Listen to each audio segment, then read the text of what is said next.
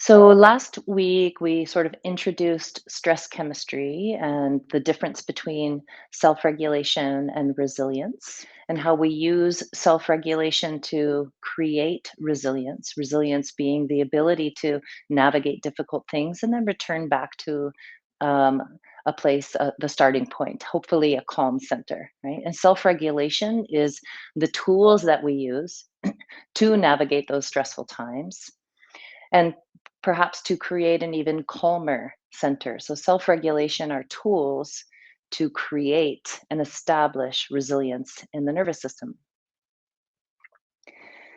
And we talked about the stress chemistry bath that happens when we get shifted into a sympathetic or nervous system or activated stress response.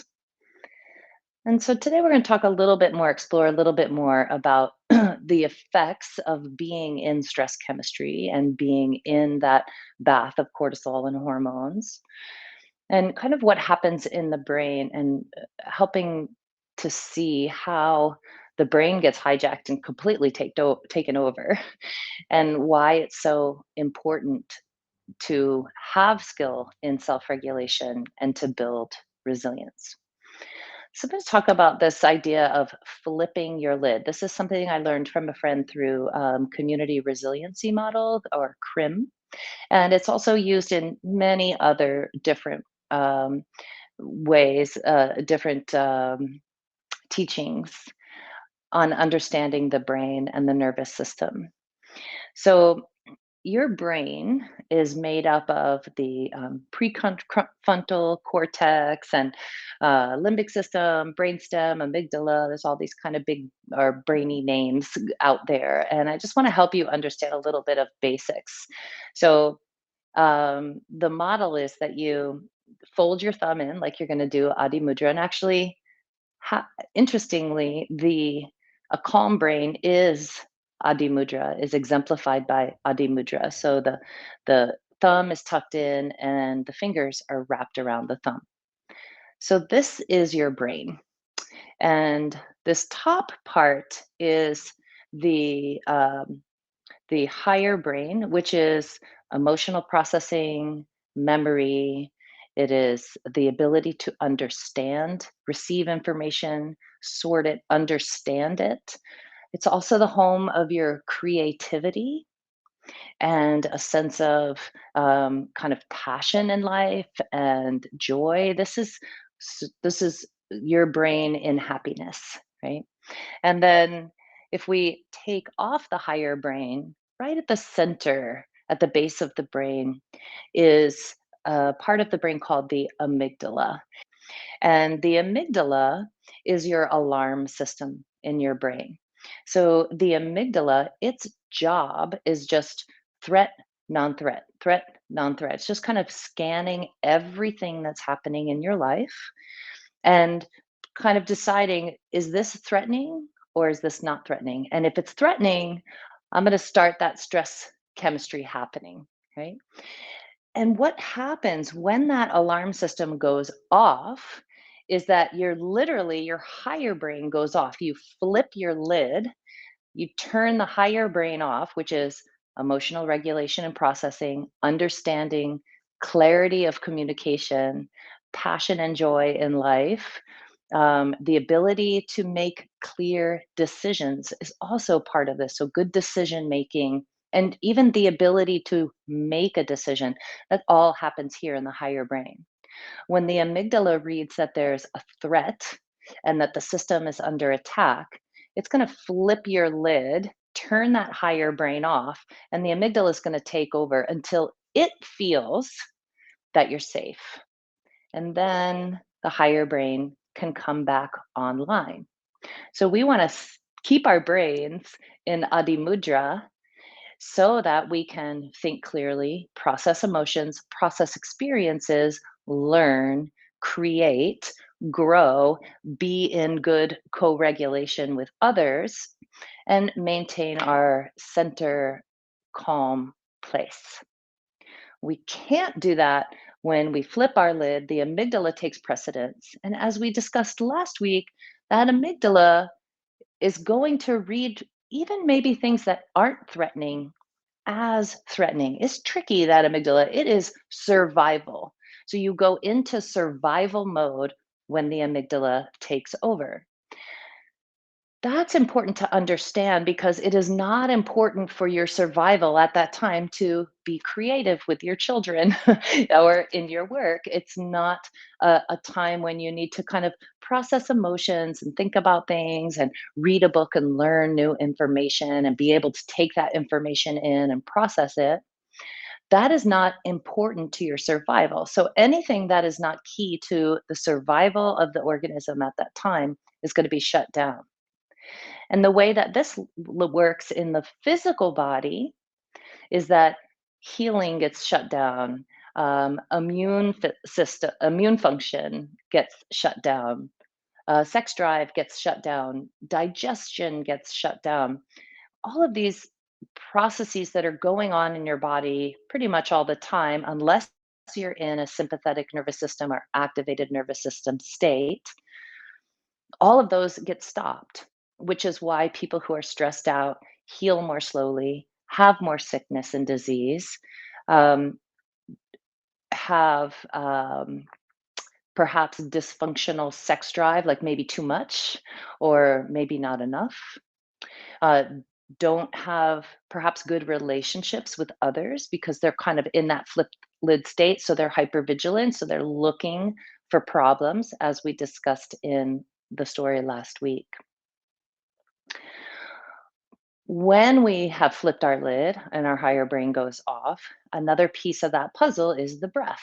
And we talked about this last week. The breath gets faster, the heart rate increases, and the breath gets up high in the body, like, okay, I'm scared.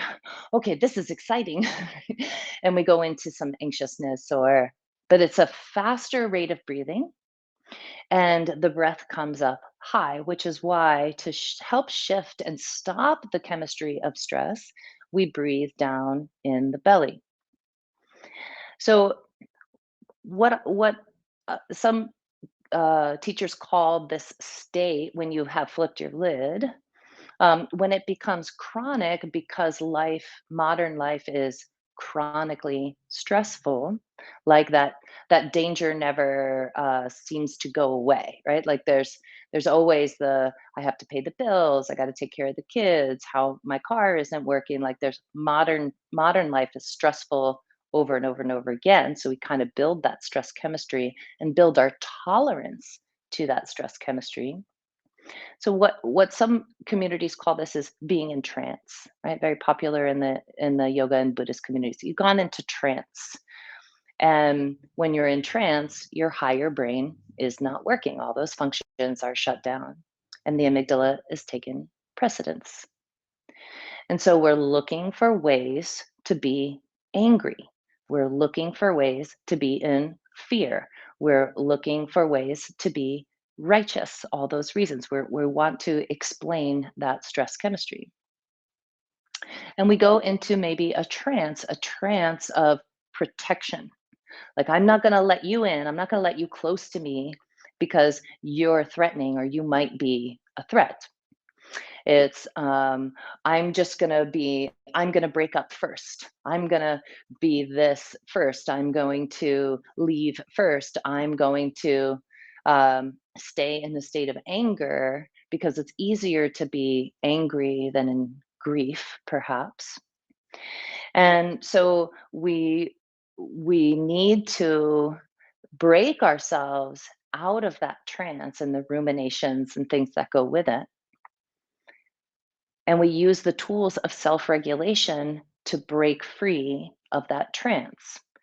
Because one thing that's really important to understand about that amygdala is that it records 100% of every experience that you have that is sensate, comes through your sense organs. So everything you hear, everything you taste, everything you smell, everything that you feel inside and externally, everything is recorded by the amygdala and stored in your body somewhere.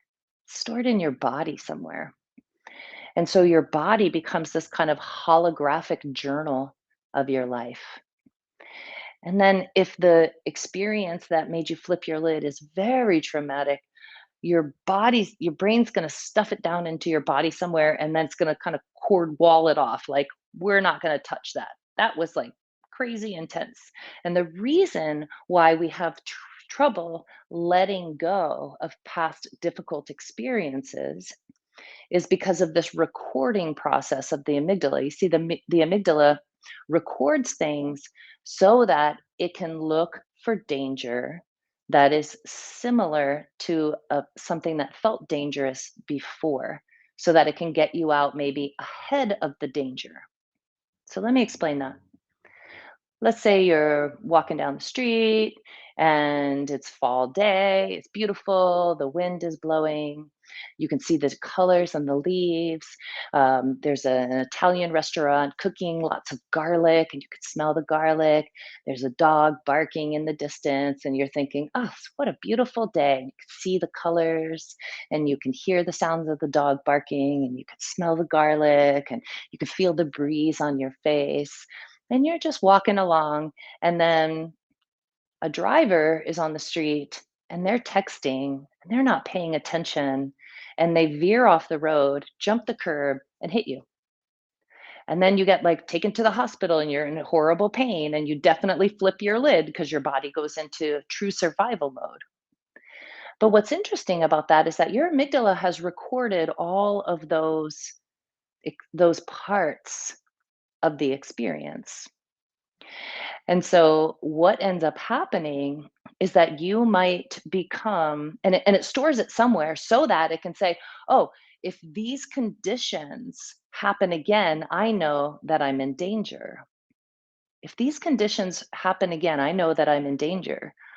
So what can happen is that next year, it's a beautiful fall day, and you could see the colors on the leaves, and it's a beautiful blue sky, and you can feel the breeze on your face. And if you happen to smell some garlic, or if you happen to hear a dog barking, that might be enough pieces to fit that puzzle that make you go into a stress response. You might be just walking along a totally different place, different street, maybe a different town, and it happens to be a fall day with a blue sky and the wind in your face, and you smell some garlic or hear a dog, and you might start breathing heavy, sweating, going into a stress response. All of a sudden, you're kind of running really fast down the street, and you're like, what's going on?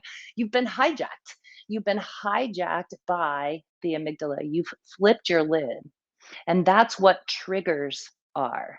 That's what a trigger is. A trigger is when enough pieces of the puzzle of perhaps a previous scary situation comes, and it's something from your past, and then all of a sudden it's as if you're having that experience in the present, because the amygdala doesn't know the difference between something that happened in the past and something that's happening right now. In the now, you're completely safe, completely safe. But your amygdala doesn't know that. It went and opened up that kind of puzzle of all of these conditions, and then it went, "Oh, what this is dangerous. Danger, danger, boop, boop, boop," and you lose your mind. It's tricky. It's tricky. And so triggers can be just about anything. And our job is not to have to figure out what the triggers are. It can be helpful if we experience regular triggering, but some little triggers could be time of day, a season, a feeling of wind on the face, a smell, a perfume, garlic, right? Could be a dog. Suddenly, you might never really be interested in dogs again after that experience. And so, triggers can be just about anything. And what we've learned is that if we try to explore and figure out the stories behind the triggers, that can be re traumatizing to the brain, to the system, because if you're reliving or retelling your story over and over again, trying to figure it out or trying to process it, the amygdala doesn't know the difference between something that's happening right now and something that you're remembering, that you're playing on the screen of your brain. And it doesn't know the difference between something that's happening to you or something you're seeing on a movie screen, which is why scary movies are scary, right? You ever been in a scary movie and you're like, oh, there's someone behind that door. Don't open the door. Ah, it tells you not to open the door, right? Because the amygdala is like, whoa, danger. And it's trying to get you out of there. The heart starts racing, the breath goes up high in the body, muscles clench and tense, and the breath gets faster, digestion stops, healing stops, immune function stops. All of those things get shifted. And it could just be a scary movie, or it could just be a trigger that doesn't even totally make sense. And what we've learned is that if we keep telling the stories, we keep re-triggering ourselves into that fight or flight state, or a state of we're in danger, because the amygdala doesn't know the difference. And what else is really fascinating is that there was a study, the scientists wanted to do a study on the effects of certain experiences on the brain. And they said, well, to really do this right, what we need first is to understand the resting state of the brain. So we'll tell our subjects to not think about anything, and then we'll be able to read what the resting state of the brain looks like on a scan. And then we can start from there. Then we'll introduce information. But what they found was that people couldn't turn their brains off. Maybe you've had this experience. People couldn't turn their brains off when they went into resting state and tried to not think about something. What they ended up doing was actually time traveling. They go into the past and ruminate about things that angered them or frustrated them, or processing previous experiences. Or they would go into the future, and in the future, they were worried about what was coming, were thinking about their list of things they had to do when they got done with this study. And so the brain was in time travel, and actually it lit up all over the brain. And so the resting state of the brain turned out to be the most highly active state of the brain, which is why it's so hard to meditate if you think and believe that meditation is turning your brain off, which it's not. And it's a misunderstanding, and it's an unfortunate reason why people don't meditate, but they actually could if they knew the truth, right? So our bodies store the conditions of danger. Sometimes is so scary that it kind of cordons off, and then you either get pain in your body where that's stored, or you get um, numb, like you can't even feel. I've worked with people, they can't even feel parts of their body. So that gets stored, and then your amygdala is always scanning what's going on, and seeing if it matches any of those stories that are stored inside your body. And if enough of the conditions match, you're going to flip your lid. And enough of those conditions might be that you woke up in the morning to an alarm that triggered a little bit of cortisol. You went to make coffee and broke the coffee pot because you tripped over the cat. Stupid cat, dropped the coffee pot. Ah, I can't make my coffee. So you're gonna go out and get some coffee on your way to work, except that your car won't start. Ah. And throughout the day, all of this happens before 8 o'clock in the morning, right? So there's these stresses. Oh, and the kids got to get to school, or oh, I got to do this. Oh, I forgot to do that paperwork. Oh, I got to pay my taxes. Oh, I got to do the la la la la la. All of this stress stacking. So a trigger could just be enough of that stacking. We reach a point where the amygdala is like, I can't take it anymore. I'm going to flip my lid. And so then you lose that ability to be creative, present,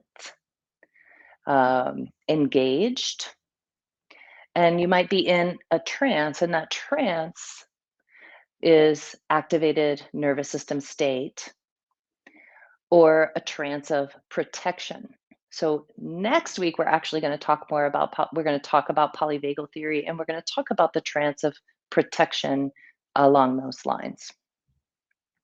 So what do we do? How do we get unflipped? Right? When we flip our lid, how do we get unflipped? Oh, I want to say one more thing about that. I mentioned a Harvard study last week where we talked about the um, sensitivity of the amygdala, the gray matter in the brain, right? So at the brain, the gray matter that fills around the brain, around the higher brain, and around the amygdala is the material through which all the messages get passed. The more gray matter in an area, the faster that part of the brain works, and the more responsive and reactive that part of the brain works. The more gray matter, more response. When we are when we meditate and calm the brain for at least 8 weeks, the brain scans showed significant increase in gray matter around the higher brain, which means that people were able to understand more. They were able to learn more. They could be more and more creative. They could be more and more emotionally stable.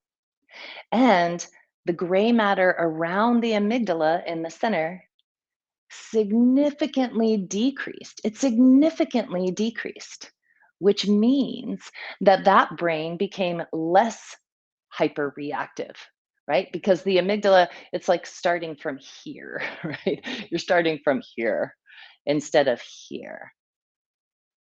So when we decrease the amount of gray matter through meditation and calming self regulation practices, all self regulation practices will help that amygdala to just stay tucked right in there unless there's a real danger. Because we don't want to misread people's responses, people's reactions. If somebody's in a bad mood, they're in a bad mood. That doesn't have anything to do with me unless I make it about me because I'm half flipped or I'm fully flipped. And it's like, well, what are you pissed off at me for? It's like, I'm not pissed off at you. I'm upset about something else. But it becomes more and more difficult to discern those sorts of things when we're stuck in a hyper vigilant, which is what this is, or this, when we're stuck in hypervigilance or kind of looking for danger, when we're looking for danger. So when we do flip our lid and we're kind of in that trance of stress chemistry, the first step to re-engaging the higher brain is to be aware that you are in trance, to be aware that you are overreacting. And that is the crucial first step that so many people are unwilling to take. So, really, the first step is willingness, right? And we've all had difficult people in our lives who were unwilling to see how they were kind of inflammatory or angry or grandiose or mean. Because of that unwillingness to see that, they aren't able they aren't able to go in and regulate their own nervous system because they're like, this isn't about me. And I believe that we could train that. Just getting some more self-regulation practices will increase this part, right? The gray matter around the higher brain. And then my hopefulness is that people could become willing to be more aware. But then we'll get into a discussion about shame and how that affects.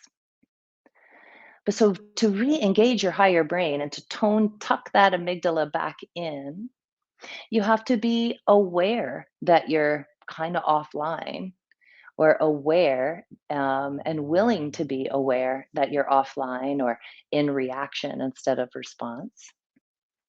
And then you have to take these skills of self-regulation that you're learning to tuck that amygdala back in, bring the higher brain back on. So the higher brain is taking precedent, and stop that flow of stress chemistry. You want to bring down that flow of stress chemistry and turn that off. so that you can return to a calm center. This is what resilience is. This is the path of resilience, is willing to be aware, then being aware, then pausing and going, oh, I'm in reaction. I notice my breath is fast and up high. I notice my mind is spinning and I'm moving really quickly.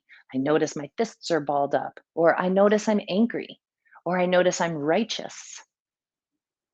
And so, noticing, beginning to notice what are your signals that your nervous system is in a state of stress. And so, willingness, awareness, and noticing, stepping back and going, okay, this is happening. So then your only job at that time is to self regulate to bring your higher brain back online. And so so that's resilience in a nutshell. Okay. And so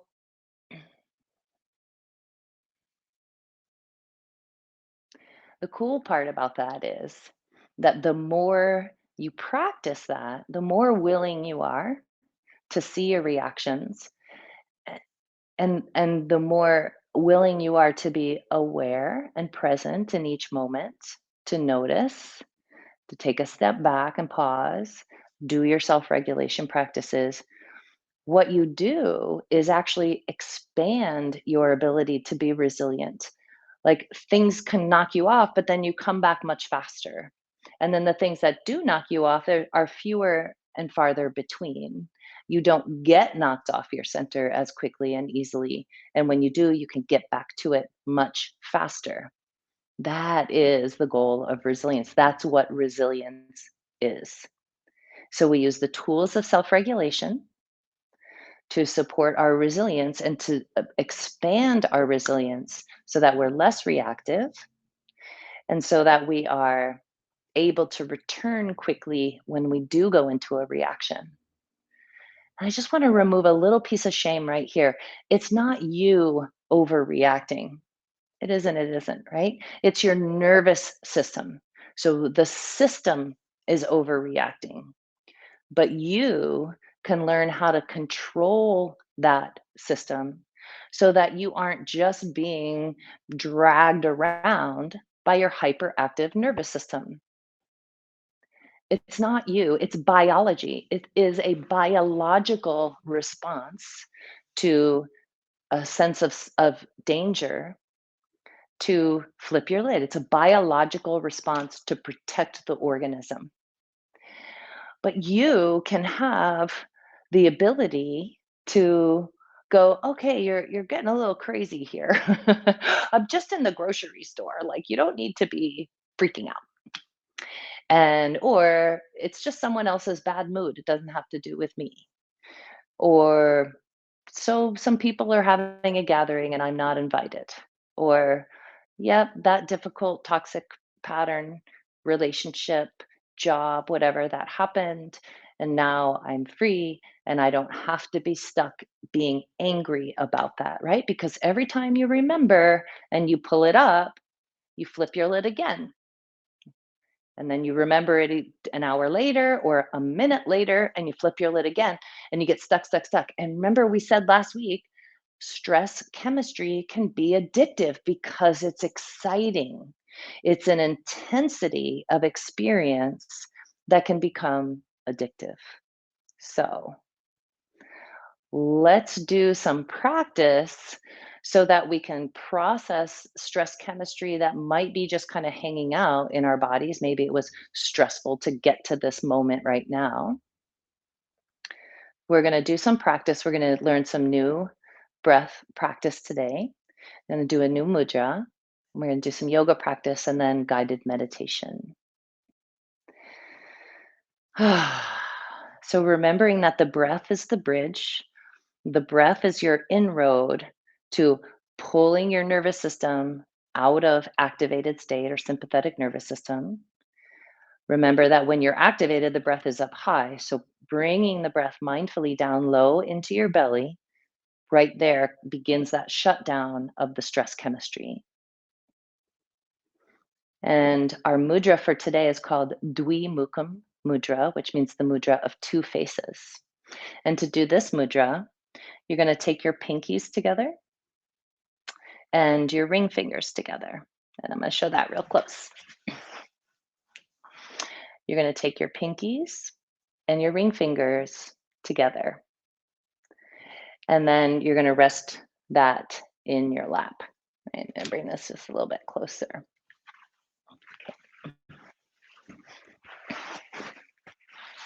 Dwi Mukham Mudra. This is a mudra for anxiety and helping your body to process stress chemistry. Pinkies and ring fingers together. Relax that into your lap. Breathe in your belly.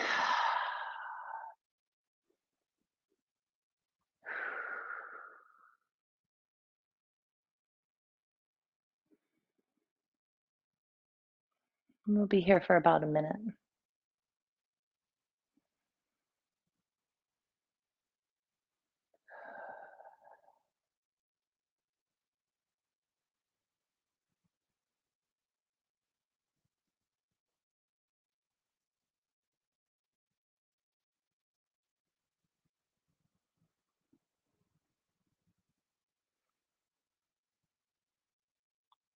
Notice the address of the breath. Notice that perhaps it's a little easier to breathe in your belly while you hold Dwi Mukham Mudra.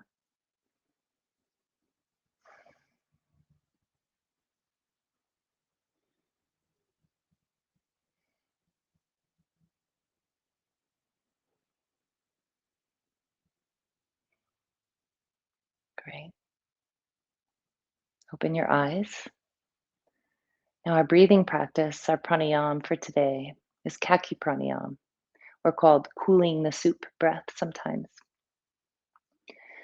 And what scientific studies has shown is that the natural breath is a longer exhale relative to the inhale. That means you are in a happy state.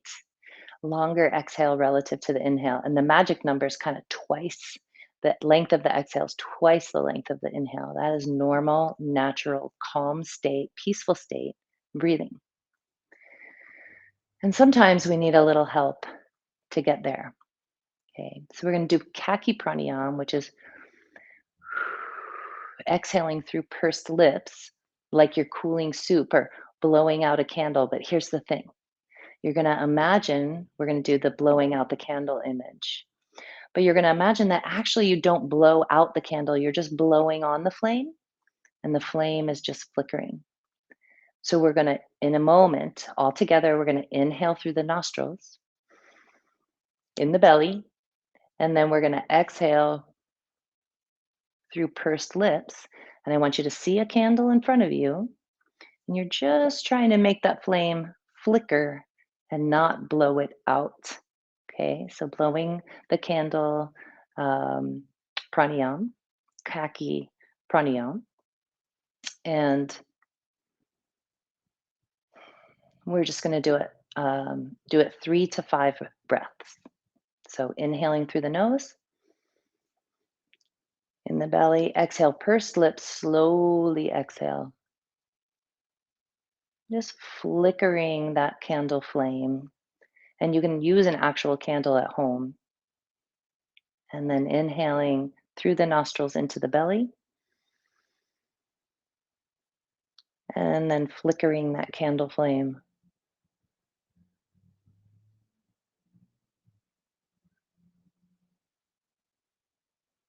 And we're going to inhale for 4, 3, 2, 1. Exhale, 8, 7, 6, 5, 4, 3, 2, 1. Inhale, 4, 3, 2, 1. Exhale, 8, 7, 6, 5, 4, 3, 2.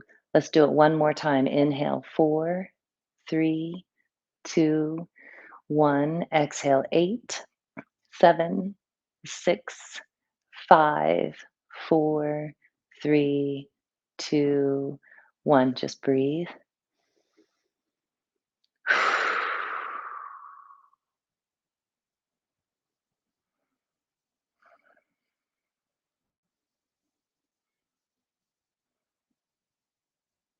And notice the state of your nervous system. Relax your muscles. Notice if they're a little more relaxed now.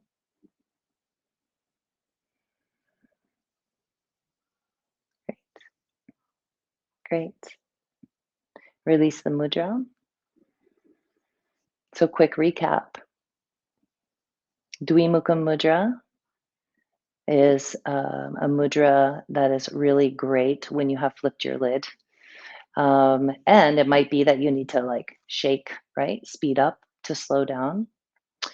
You might need to shake first, then Dwi Mukham Mudra when you're ready to sit, and then Khaki Pranayam while you're holding Dwi Mukham Mudra. And Khaki Pranayam is the blowing on the candle, making that flame flicker without blowing it out, inhaling through the nostrils and exhaling. And it will naturally kind of set up to about twice the length of the inhale. So there's some new self regulation practices for you for this week. Let's go ahead and do our yoga practice.